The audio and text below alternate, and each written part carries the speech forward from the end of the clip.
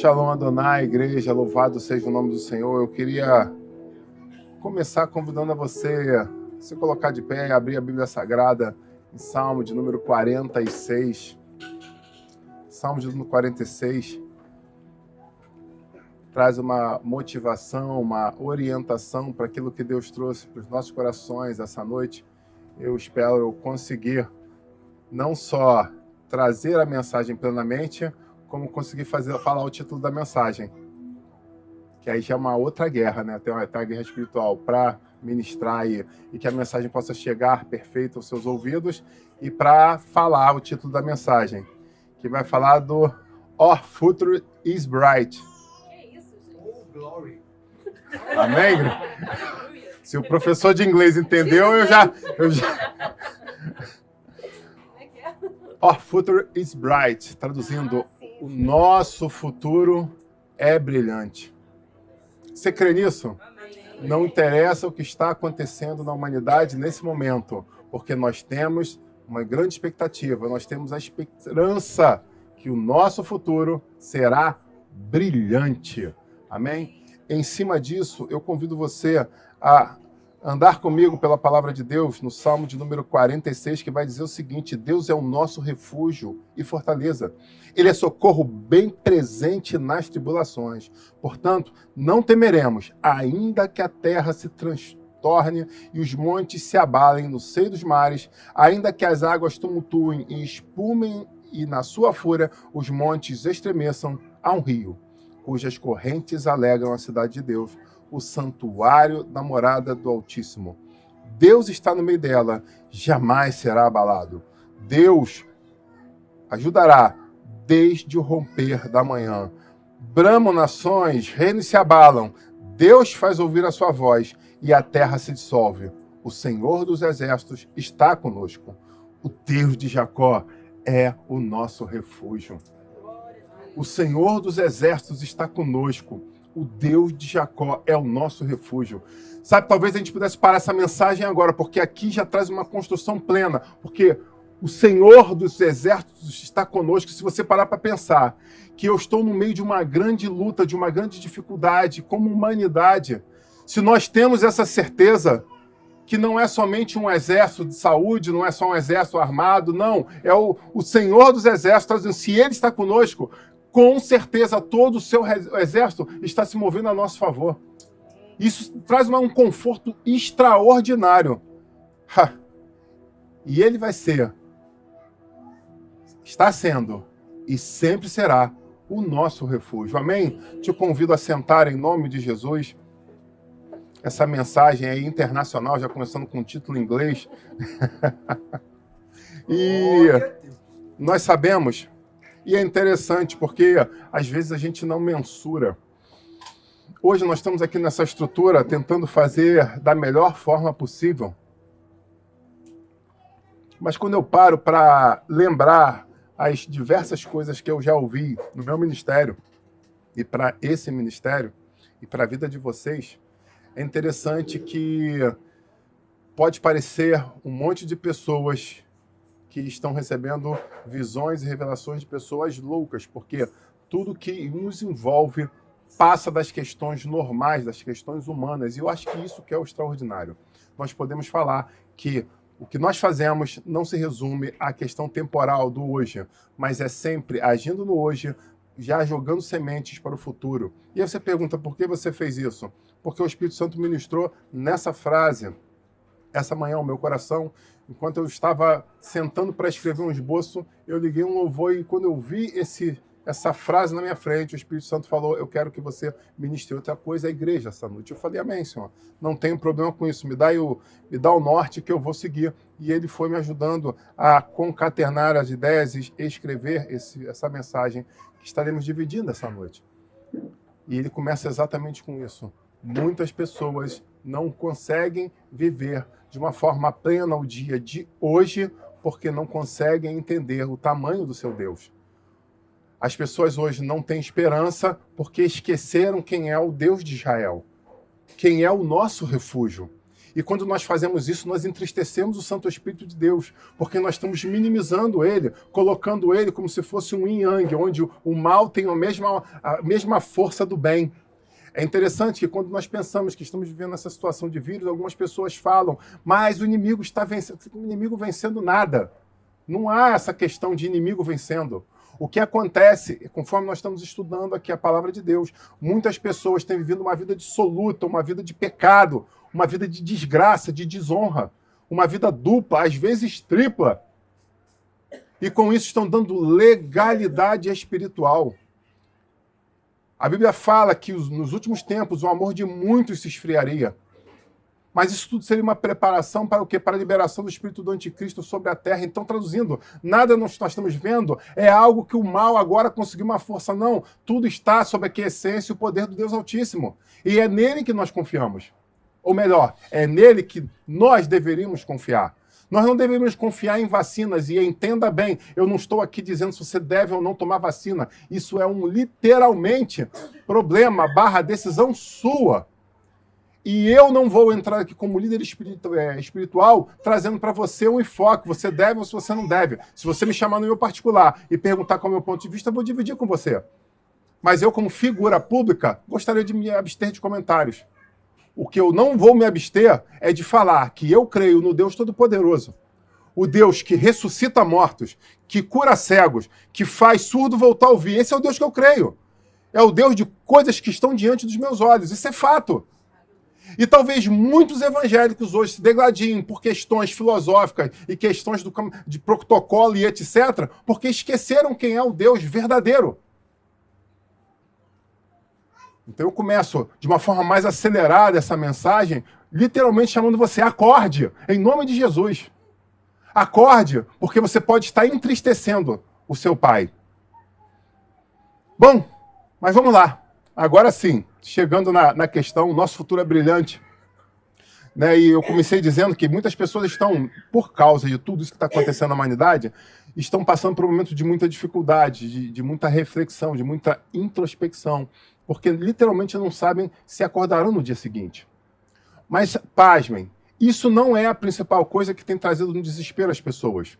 Porque se isso fosse verdade e nós andássemos em alguns lugares urbanos da Zona Oeste, da Baixada Fluminense, onde nós veríamos que a preocupação não é tão grande assim. Aí você pergunta, então qual é a grande preocupação? Eu vou te dizer que a grande preocupação não está em morrer ou não, não está em contrair o vírus ou não, está na questão do desemprego. Isso sim está sendo uma coisa que está levando as pessoas ao desespero. A incerteza se eu vou ter o pão meu de cada dia, se eu vou poder pagar as minhas contas no final do mês, se que estão vendo dívidas acumulando. Isso é uma situação desesperadora que tem levado a muitos a perder o sono. Amém, igreja? Então as pessoas não estão preocupadas realmente, senão estaria todo mundo em lockdown, guardado dentro de casa. E não é isso que você vê pela cidade. Aí você vê pessoas literalmente muito, mas muito preocupadas o que vai ser do meu dia amanhã. Minha empresa vai falir? Minha empresa vai ter suporte? Tem spread para isso? Não tem? Vão fazer vão enxugar a folha? O que vai acontecer? Minha firma se enquadra nas questões de evolução econômica que também algumas pessoas estão vivendo. Eu lembro quando eu falei nas primeiras semanas de pandemia que se você tivesse a visão do Senhor, eu profetizava sobre a tua vida que você estaria em meio a uma tempestade não escondida embaixo de um sótão, mas você estaria na chuva vendendo guarda-chuva e você poderia enriquecer com isso. Nessa palavra profética que o Senhor me deu, muitas pessoas estão enriquecendo nesses dias, enquanto muitas estão em desespero, outras tiveram visões, muitas pessoas mudaram seu negócio, mudaram seu ramo, tiveram coragem de tentar algo novo. E essa mensagem vai passar exatamente por isso. Tentar esse algo novo. Bom, o que fazemos quando nós estamos assombrados? Talvez seja a primeira pergunta que eu deixo para você essa noite. O que nós fazemos? Quando nós pegamos a definição de assombro, nós vemos que uma delas é estar cheio de terror. Então nós vemos o estar assombrados, com algumas definições. E uma delas é cheio de terror. E quando nós estamos cheios de terror, é nessa hora que diversas portas se abrem diante dos nossos olhos. quando nós estamos aterrorizados, quando estamos desesperados, normalmente vem o quê? Vem aquele... tem até um slogan no Exército que fala mão forte, braço amigo. Braço forte, mão amiga, né? Traduzindo, na hora da dificuldade tem um braço forte e uma mão amiga para te amparar. Mas não é pura e simplesmente um caminhão do Exército. Acho que é a parte logística do Exército que tem isso, né? Não é um caminhão de logística do Exército que está chegando. Muitas vezes o que vai chegar diante dos nossos olhos nesse momento são coisas um pouco mais complexas, por assim dizer.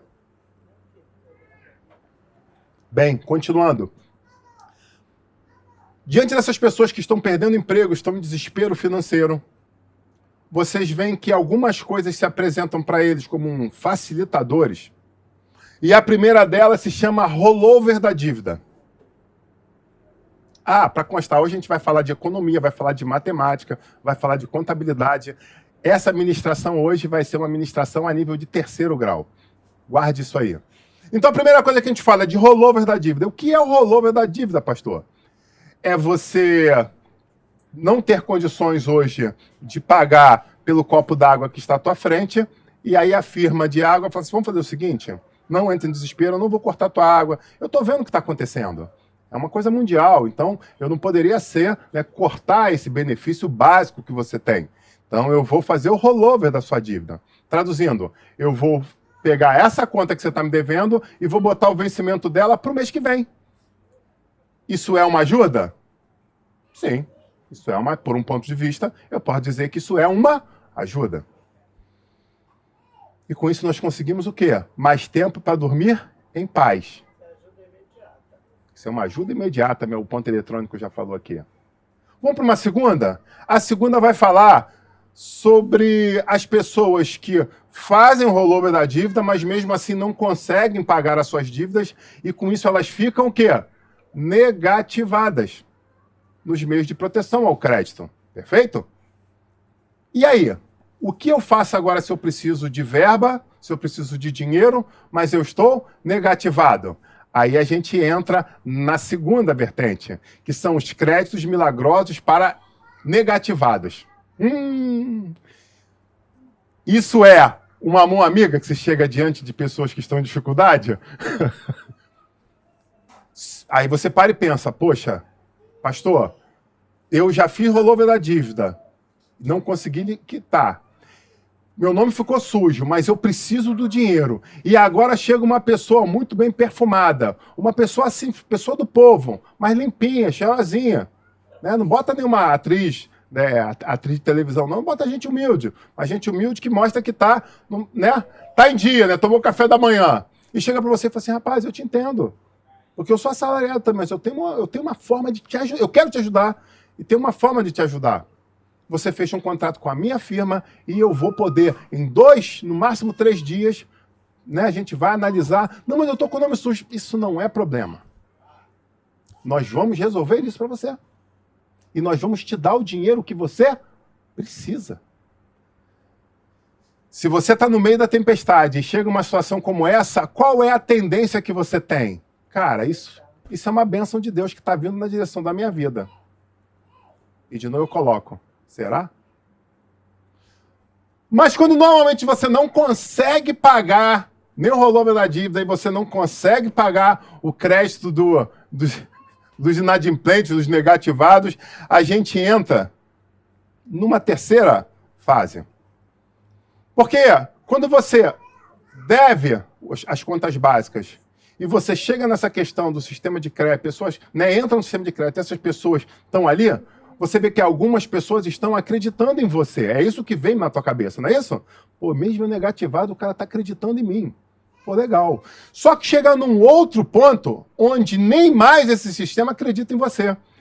E você já está num ponto que não tem mais nenhum meio oficial que consegue o quê? Te dar crédito. E aí, normalmente, as pessoas vão para o terceiro degrau dessa história, que eu convido vocês a me dizerem qual é. Exatamente.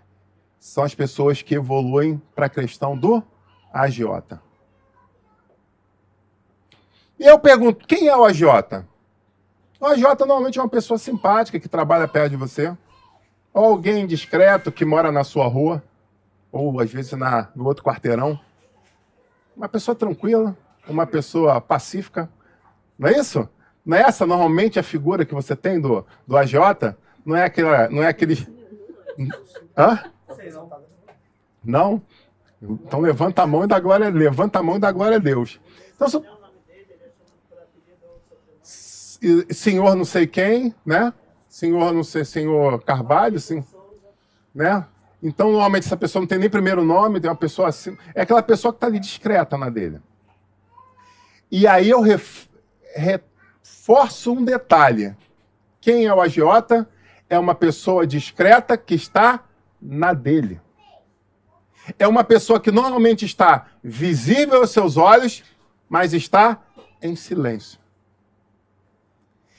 Ele não chega como aquelas pessoas que trabalham com consignado, que onde... E aí, como é que você tá? E quando você aperta a mão dele, já sai um cartãozinho colado da tua mão. O que é isso aqui? Não, se você precisar, eu tô aqui. Mas, ó, se precisar de alguma coisa, que eu compro tua dívida, renegocio, faço refins, né? Isso aí é motivo para outra pregação. Então, depois eu faço um estudo sobre isso, sobre o tal do refins. Né? Não, refins só até bem aos ouvidos. Às vezes não soa bem ao bolso. Né? Então, essa pessoa está ali na dele. O pau está quebrando, as pessoas estão em dificuldade e ela está na dele. Ele não chega e te aborda. O que vai acontecer normalmente é que tem sempre um amigo de um amigo que, quando estava numa situação desesperadora, o filho estava doente, ou alguém faleceu, não tinha nem dinheiro para o caixão, e de repente alguém chegou e falou: procura fulano de tal. Não é assim que funciona? Procura fulano de tal. Ele vai resolver isso para você quando? Daqui a 2, 3 dias?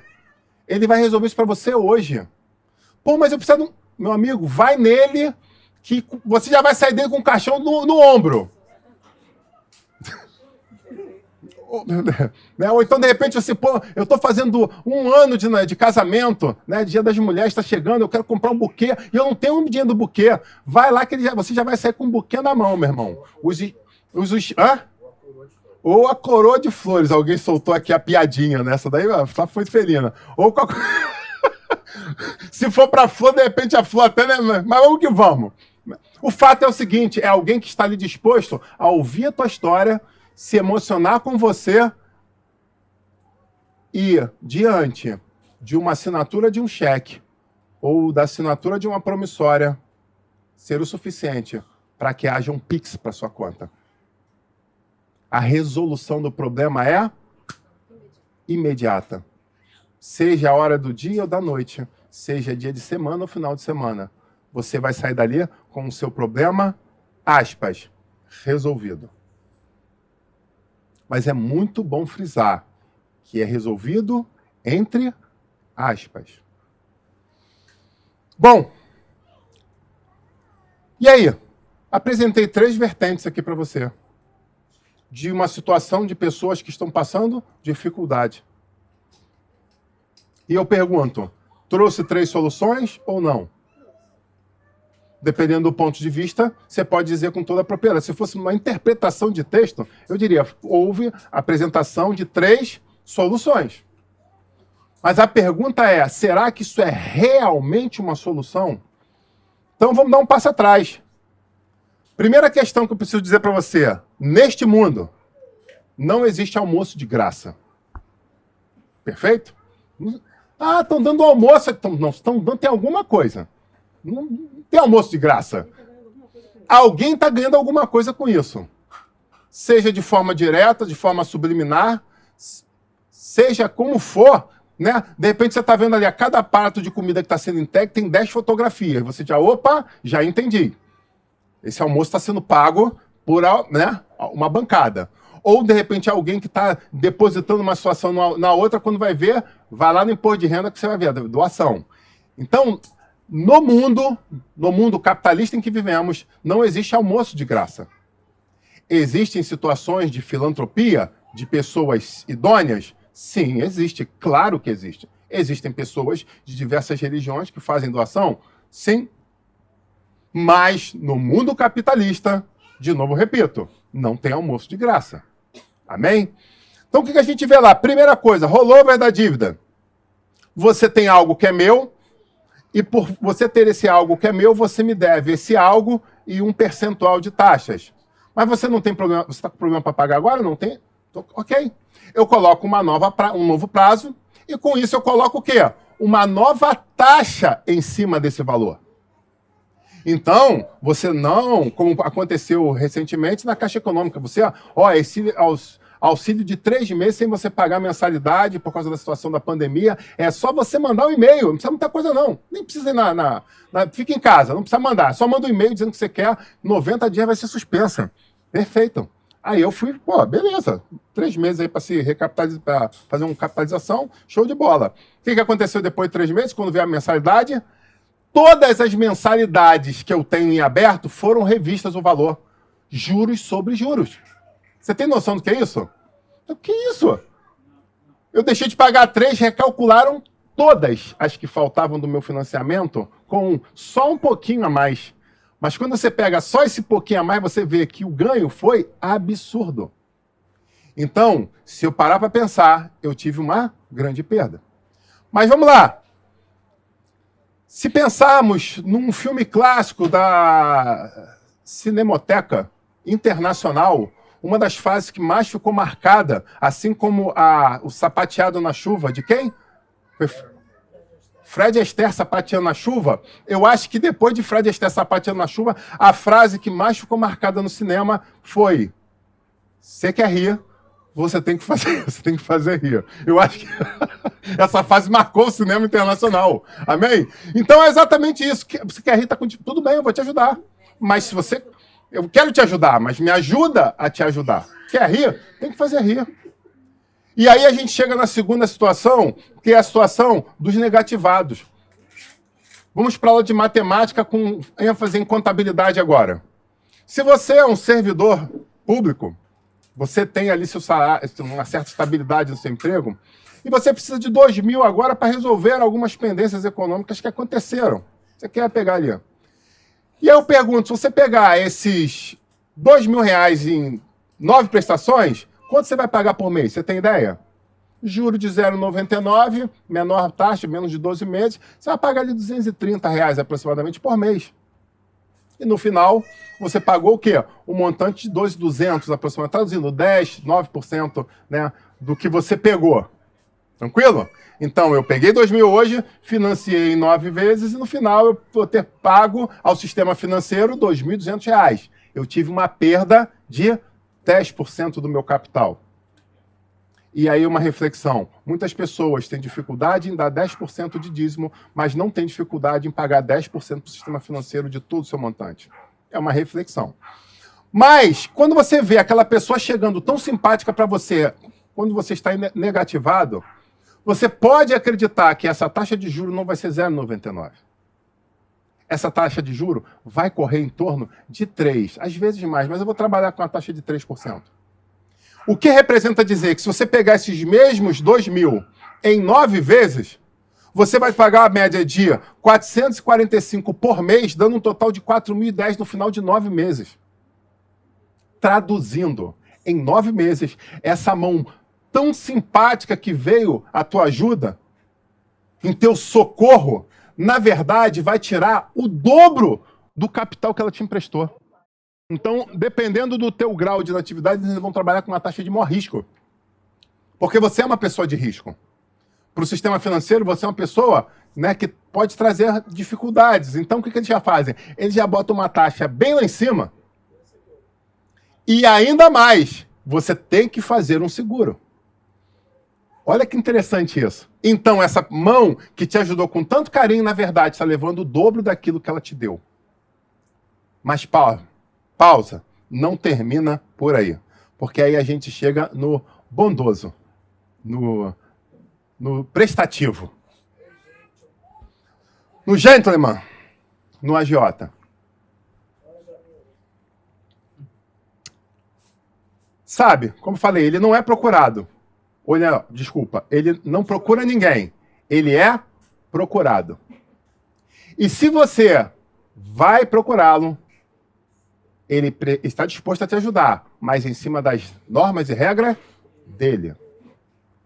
E essas normas e regras apesar de não serem previstas dentro do mercado financeiro, né, é uma prática usada, né, de uma forma subliminar, uma forma, né, escondida, eles vão te cobrar 10 a 20%. Essa é a média. Alguns casos até passa a taxa, ok?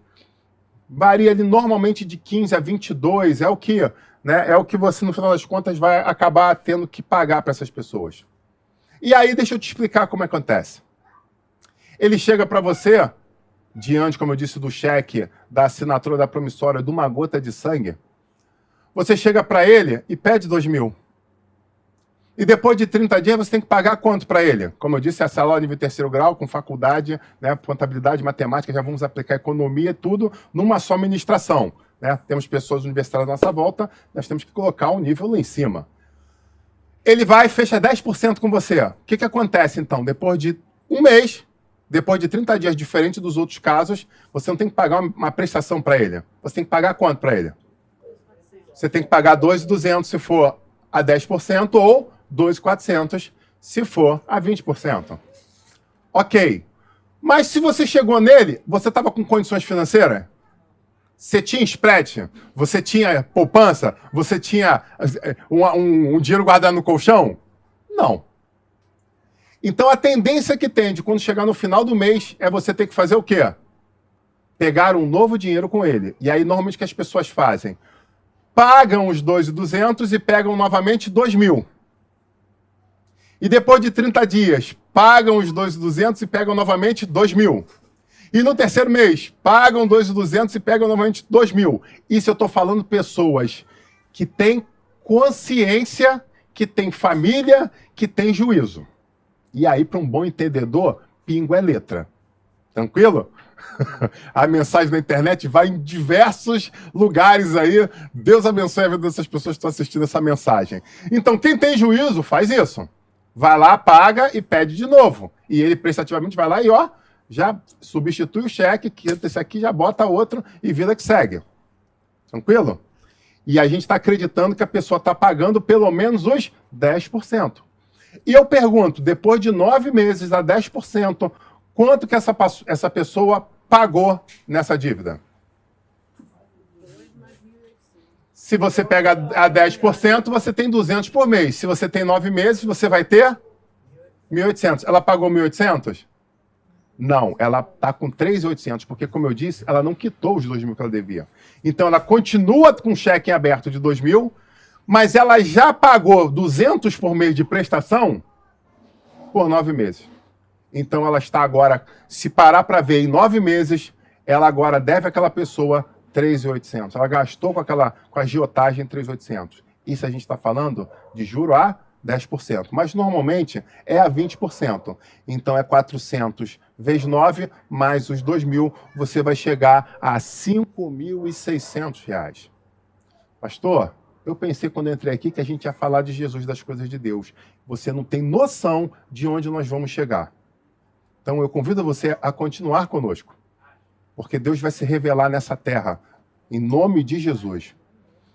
Então, algumas pessoas estão confundindo o que significa a palavra ajuda.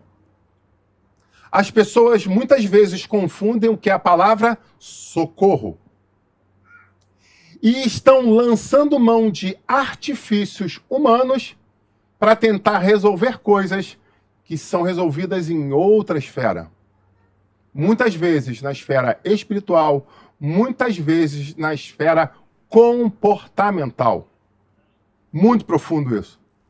Então essas pessoas, normalmente quando entram nesses buracos, são pessoas que às vezes têm 2 empregos e perdeu o emprego, ou fez um negócio e o negócio deu errado e toda a reserva foi embora, e essa pessoa muitas vezes não tem coragem de dizer para a família o que aconteceu. Então, às vezes, a família está acostumada com um padrão de vida de, sei lá, 4, 5, 8 mil reais por mês, e de repente você se vê numa situação de estar entrando 3, 4, metade, às vezes 60% do que você ganhava é o que você está ganhando agora.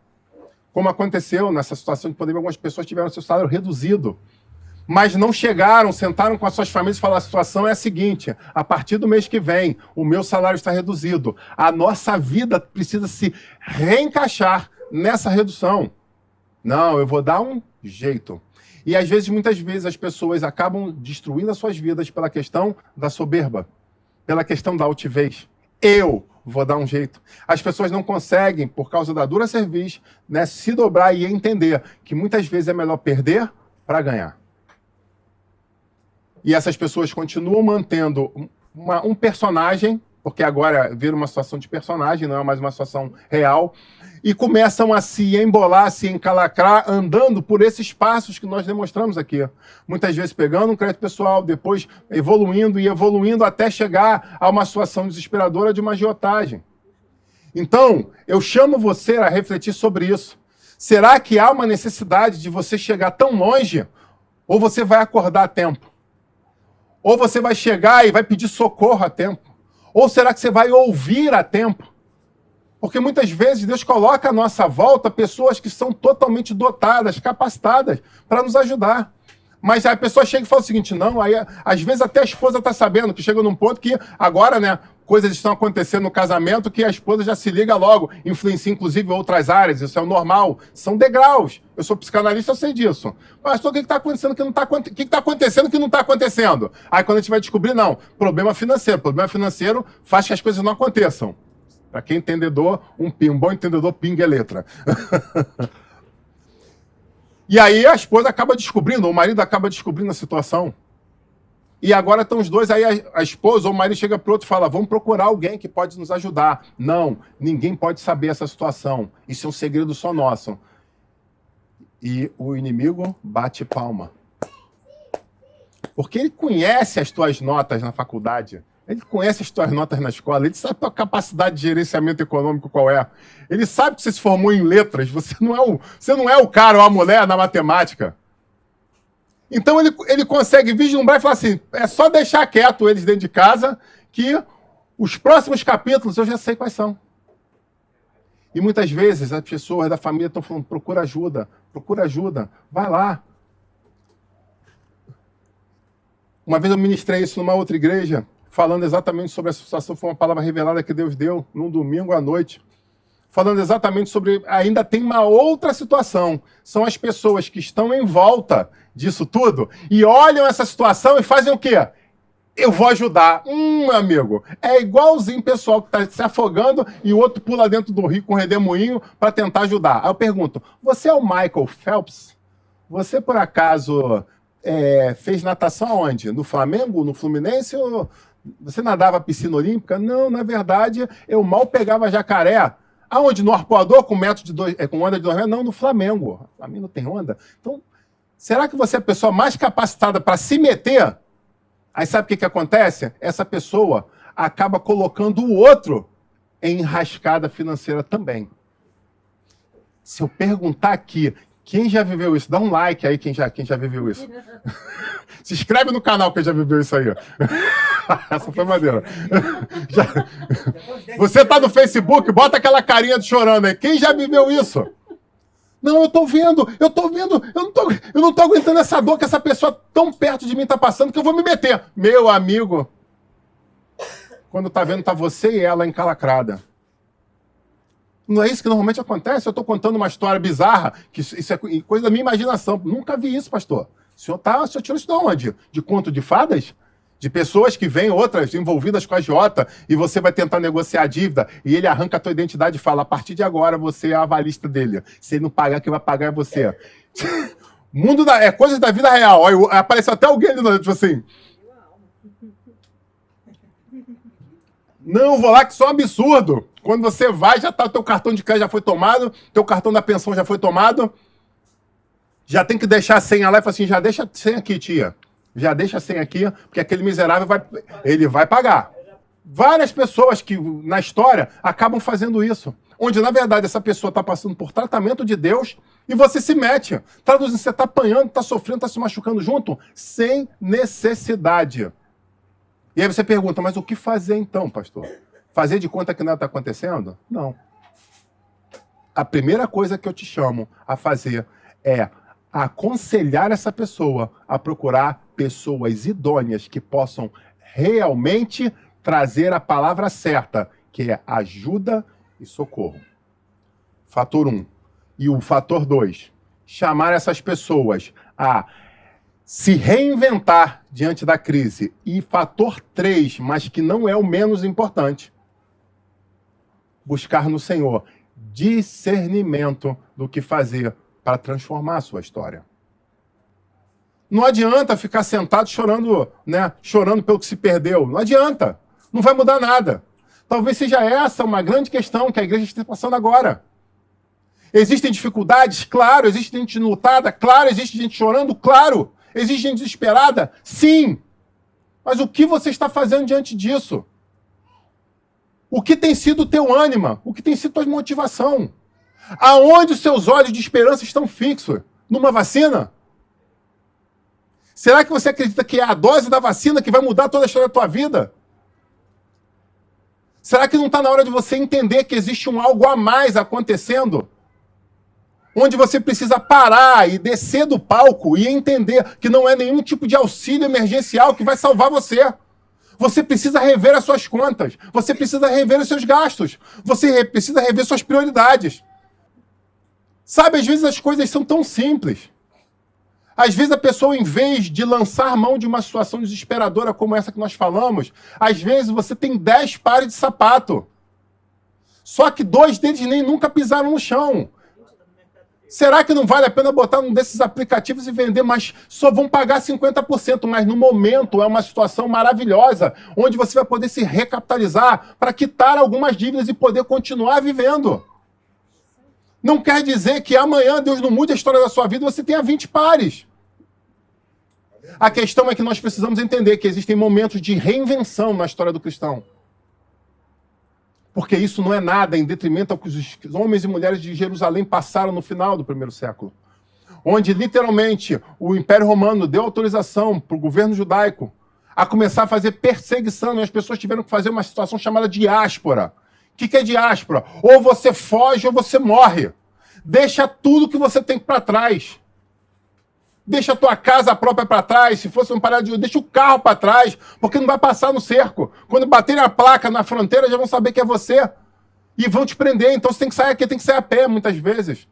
E aí você está falando de primeiro século, mas agora, nos dias atuais, está acontecendo exatamente isso no Oriente Médio. Onde grupos islâmicos invadem cidades e falam, não vamos matar todo mundo não, porque nós não somos intransigentes. Vocês têm 24 horas para deixar tudo. E se vocês amam realmente a Jesus, vão embora. Porque a partir de agora, a bandeira preta já está fincada aqui. Mas vocês têm outra opção. Nega Cristo e continue vivendo a vida que vocês tinham, talvez até uma melhor. E aí quando você chega, diversas, centenas, milhares de pessoas estão vivendo em barracas da ONU, no meio de um deserto, ganhando uma garrafa de água por dia e uma refeição. Sabe por quê? Porque não aceitaram negar Cristo. E às vezes você perdeu o emprego e já quer se matar, quer largar mão de tudo. Você continua tendo saúde, você continua tendo esperança, você continua tendo o teu grau de instrução, você continua tendo teus cursos técnicos. E liberdade. Para onde você quiser dobrar o teu joelho e chorar na presença do Senhor. Porque às vezes é só isso que está faltando. Porque talvez você não faça há muito tempo. Talvez seja isso que esteja faltando. Você se dobrar diante do Deus Altíssimo e falar, eis-me aqui, Pai. Há quanto tempo eu não falo contigo? Porque às vezes o salário de 8, 10 mil te levou para muito longe. Mas sabe o que é pior? Às vezes os 2 salários mínimos já te levou para longe. Porque você estava acostumado a ganhar 1, agora está ganhando 2 e agora você é uma pessoa soberba. Acredite, não está relacionado a valor absoluto. Está relacionado ao que está guardado aqui dentro. O teu homem mau lutando com um homem bom. O corpo transformado lutando contra o corpo corruptível. É disso que a gente está falando. A gente não está falando de, vamos demonizar as pessoas que são ricas. Não! Não mesmo. Não é disso que a gente está falando. Então eu convido você a fazer uma introspecção diante de tudo isso que foi dito. E entender que a solução dos nossos problemas está na mão de somente o nosso verdadeiro Goel. Jesus Cristo, Filho do Deus Altíssimo. Porque em meio a essa dificuldade que nós estamos passando, essas incertezas, Algumas pessoas estão com medo da morte, mas você vai lá no livro de Apocalipse, capítulo 1, versículo 17 e 18, e vai dizer de uma forma muito linda que nas suas mãos está a chave da morte e do inferno. Então, por que temer a morte? Por que temer? Vocês sabem quantas ligações os pastores recebem dizendo que tem pessoa internada, tem pessoa entubada, tem pessoa assim. E normalmente eu e minha esposa fazemos a primeira pergunta nessa anamnese. É servo ou não é servo? E aí eu entenda bem. Não é se é cristão ou se não é cristão. Essa pessoa tem intimidade com o pai? Não, é presbítero, é diácono, é da ciclo de oração. Ah, então é uma pessoa que tem conexão. Tem conexão. Não, é até crente, mas é aquele crente que vai de 15 em 15 dias, você entende, né? Uma pessoa que quando está diante do pastor, é só quando está dando pane mesmo, que aí vai lá, mas que não é envolvido, não. Então vamos orar para dar uma segunda chance, porque, meu amigo... Aí você fala, não, pastor, você não ora por quem é servo? Não é isso. A questão é que quando a gente clama, chora, busca por aquele que é servo, e vem uma notícia diferente daquilo que nós achávamos que era melhor, a gente literalmente entra na sequência e fala, uau, mais um que pode dizer, combati o bom combate, acabei a carreira e guardei a fé. Porque se nós refletirmos tudo que está acontecendo, onde está havendo uma preparação para a entrada do anticristo, você para pensar que existem muitas pessoas que são homens e mulheres de Deus, que na verdade estão sendo recolhidos para não ter que passar por esses últimos dias. É uma outra vertente que eu chamo você a entender o porquê que às vezes justos estão falecendo. Não, mas por que Deus está permitindo? O diabo está ganhando. Ei, que diabo está ganhando? A minha mãe na fé é uma mulher que eu nunca conheci uma pessoa como ela. Meu Deus, aquela mulher extraordinária. Partiu. Mas é uma pessoa que quando eu olho e falo, a história dela é extraordinária. Eu não posso ter dúvida que o Senhor preservou aquela mulher desses últimos dias. Entendem isso, igreja?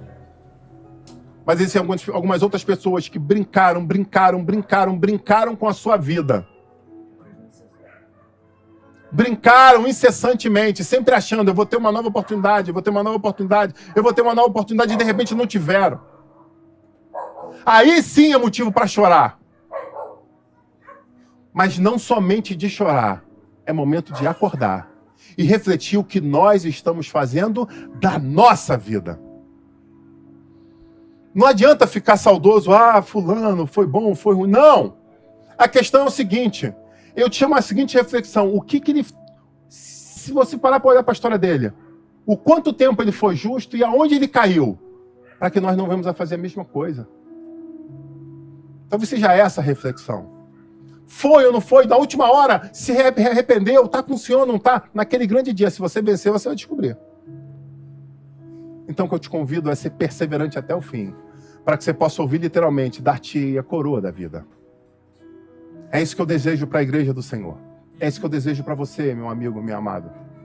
Que você tenha uma experiência com Cristo Jesus extraordinária, para que, indiferente do que esteja acontecendo no mundo, você tenha a certeza que o seu futuro será brilhante.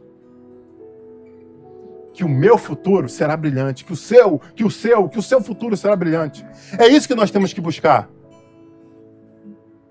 Porque, como eu disse, Jesus Cristo é o Todo-Poderoso, Ele é o resgatador. Mas tem uma coisa importante a ser dita que às vezes as pessoas confundem.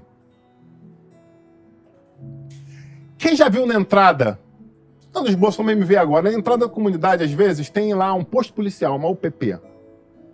E às vezes lá dentro estão acontecendo coisas que não deveriam estar acontecendo.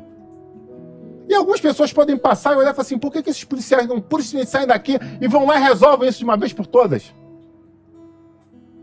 Porque às vezes você tem o poder para fazer, mas você não tem autorização para fazer. Olha que profundo isso. Jesus Cristo tem todo o poder. Mas o mundo espiritual é um mundo de legalidade. E muitas vezes ele está aqui, todo poderoso, olhando para a situação, esperando só que você chegue-se a ele, para que ele possa entrar no meio dessa história e te ajudar a combater um bom combate. Mas sabe o que acontece? Falta você se posicionar. Abre a tua Bíblia em João 6,37. E vai estar lá escrito o seguinte, João 6,37. Todo que é do meu Pai virá a mim. Desculpa. Todo que o meu Pai dá virá a mim. E o que vem a mim, de maneira nenhuma, lançarei fora. Tem algumas pessoas que não estão sabendo entender a língua portuguesa e por causa disso acabam cometendo diversos pecados, diversos erros. O texto está falando que o Pai dá para aquelas pessoas que são tocadas pelo Pai para ir em direção ao Senhor. Mas ele vai falando o seguinte, então se o Senhor já tocou, eu sou predestinado, eu sou obstinado, eu sou abençoado, eu sou o cara, eu sou cheiroso, eu sou o bonito da parada. Em mim nada toca. Abro o Salmo 91, oro no pé na cama do motel, o demônio nenhum me toca. Você sabe o que eu estou falando, tá? Isso aqui não é para dentro, não. Isso aqui é para você que está escutando em casa. Então nada me pega. Eu saio para assaltar, mas eu leio um salmo antes. Você sabe, para de brincar. Para de brincar. Para de brincar, em nome de Jesus. Para de brincar. Pode não haver mais tempo. Então ele tem todo o poder. Mas se a gente interpretar o texto, ele fala, o Pai, ponto e vírgula. E o que vem a mim, traduzindo, existem muitas pessoas que têm um chamado, mas que estão negligenciando ele. Ele deixa de... Quem vem a mim, eu não vou lançar fora. Tem gente que tem chamado, mas não está indo a ele. E vive certas coisas e bota na conta, mas como? E o pior ainda é um testemunho negativo para aqueles que estão fora, porque falam, mas como um servo está passando por isso? Olha só o problema. Em nome de Jesus Cristo, vamos andar em direção a Ele e experimentar o que Ele tem para nós. Sabe, tem gente que está confundindo, pensando que Jesus Cristo é aquele filhinho, é aquele pai de filhinho problemático, que faz o que bem quer, apronta na rua, aí vai parar na delegacia, e seja que dia hora do dia ou da noite, o pai vai lá para pagar a fiança dele. E quando chega lá, o delegado fala assim, você quer saber o que o seu filho fez? Não, só quero saber quanto é. Eu pago para ele libertar. Eu sou o goel dele. Ei! Tem lugar nenhum na Bíblia que diz isso. Ele não é um pai de filho inconsequente. Não confunda as coisas. Aquele que vai em direção a ele, de forma alguma ele vai lançar fora. Mas há um condicional, ir em direção a ele. E aí existe uma guerra espiritual, o Espírito Santo clamando por você, os anjos te direcionando, te motivando, os demônios tentando te levar do caminho. Existe todo um plano de guerra espiritual em meio a tudo isso. Muitas vezes as pessoas, existem sequelas físicas, espirituais, emocionais, que acabam levando elas para um caminho ruim, mas toda hora vai aparecer alguém que vai tentar chamar ela de volta, vai ter um ponto de contato. Se você parar para pensar, quantas histórias que você fala, mas eu vi uma pessoa chegar para ele, eu vi alguém evangelizando ele, eu vi alguém, na hora de trocar um canal, eu vi que ele estava vendo o programa, traduzindo sempre, há uma nova oportunidade. O nosso Deus é um Deus de oportunidades, só que toda a nossa vida tem começo, meio e fim.